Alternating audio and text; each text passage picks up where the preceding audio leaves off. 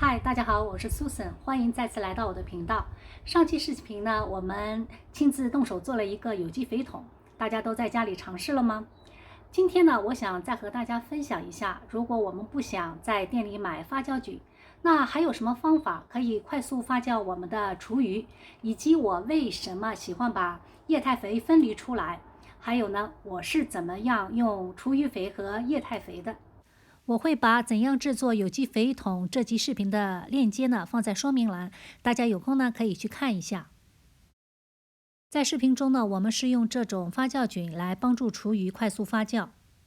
当厨余能够充分的发酵之后呢，它是绝对不会产生异味的，更不要说臭了。最多呢是有一点点的酸味。这个酸味呢是正常酵素的味道，那么菌呢就是为了促进厨余更快、更好的发酵，不要产生任何异味。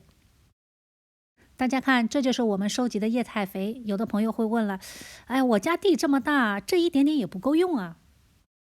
其实解决的方法非常简单，我们只需要在厨余的上面浇一些清水，水通过厨余就能把营养物质过滤到下面的小桶里，那么我们就可以收集到更多的液态肥。这个方法呢是我尝试下来最简单的。其实呢，我是尝试了很多种堆肥的方法。最开始呢，我是用筛子来过滤液体肥的，非常的不方便。厨余呢很容易就把筛子给堵住。而且呢，如果我想用花洒给蔬菜叶面施肥，如果厨余过滤的不干净，它也很容易把我花洒的小洞给堵住。经过2-3年的尝试呢，我觉得这个方法是最简单、最好用，又干净又没有异味。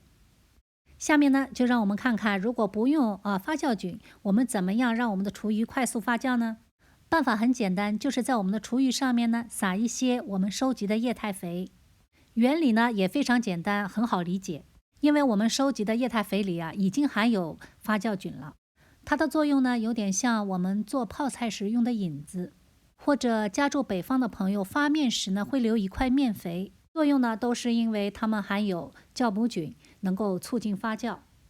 同样的道理，既然我们收集的液态肥可以促进发酵，那么发酵好的厨余也有同样的作用。我们可以取一点发酵好的厨余和新鲜的厨余拌在一起。至于用量呢，要看我们新鲜厨余的多少。如果你的厨余比较多，桶又比较大，那么自然就要多用一些。原则呢，就是把它们搅拌均匀。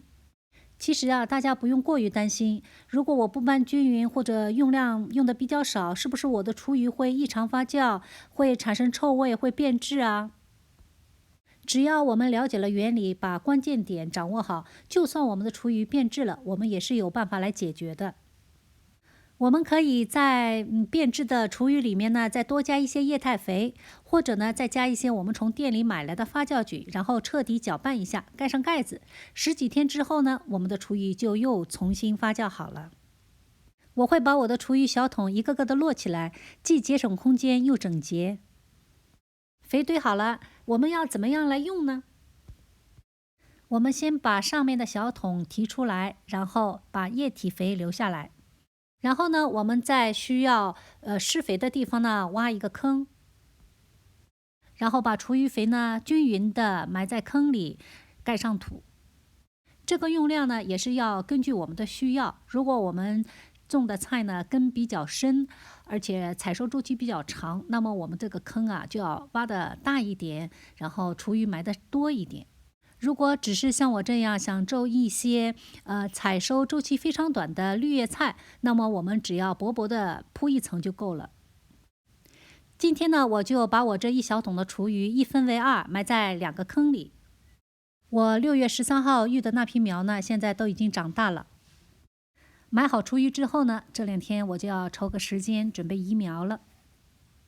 厨余堆肥不但我们的蔬菜非常喜欢，而且还非常适合喜欢酸性土壤的植物和花卉。我们最常见的喜欢酸性土壤的花卉呢，有杜鹃花、山茶花、栀子花，还有海棠类以及兰科类植物还有蕨类。我们呢，只需要用一点点厨余肥，就可以让这些植物长得更健康，叶子呢也不容易发黄。我会在冬季追肥，在植物的根部离开这些植物的主茎20-30公分的地方呢，埋一些羊粪和厨余的混合物。还有一种情况呢，就是这些植物的根部呢，为了装饰，压了一些石头或其他的装饰物。那么我们想挖一个坑，埋一些厨余或者其他的肥料呢，非常的困难。这时候呢，我们厨余的液态肥就派上用处了。第一种用法呢，是我们可以准备一个小喷壶，然后呢，我们可以倒一点点液态肥，它的比例呢是1:1000，所以我们倒一点点就够了。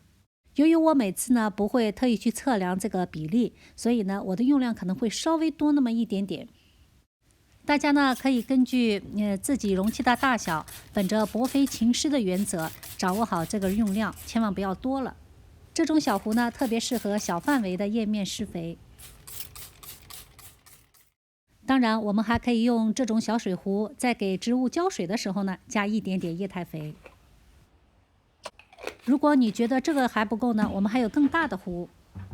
这个壶呢，它带了一个小花洒，如果厨余过滤的不是特别干净的话呢，就会把这个小洞洞给堵住。